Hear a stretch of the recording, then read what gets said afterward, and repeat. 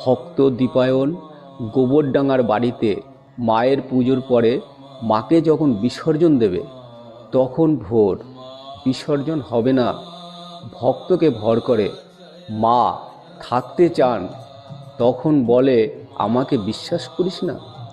তাহলে যেখান থেকে পুজোর জল এনেছিলি সেখানে চল।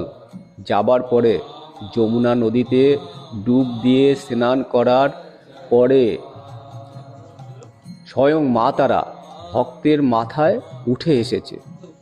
তখন থেকেই মায়ের প্রতিষ্ঠা করা হয় গোবরডাঙ্গার বাড়িতে।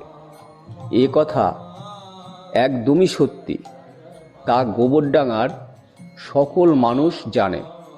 এমনকি কৃষ্ণকলি সিরিয়ালের নায়িকা শ্যামাও ওই পুজোতে উপস্থিত ছিল। ও খুব ভালো করে জানে, কারণ শ্যামা ওই পুজোতে উপস্থিত থেকে সম্পূর্ণটাই ও দেখতে পেয়েছে যে সত্যি এই ঘটনাটা। এছাড়াও যে সমস্ত ভক্তরা মায়ের আরাধনা করে তারাও উপস্থিত ছিল এবং তারাও দেখেছে। তাই আমার আবেদন, যারা স্বয়ং মা তারাকে এবং মা কালীকে ভালোবাসেন, মায়ের সন্তানকে বা সংক্রান্তিতে মায়ের নাম হবে জগদীশ্বরী কালী, এবং এই নামে মা দীর্ঘ বছর ধরে পূজা পেয়ে আসছে সন্তান।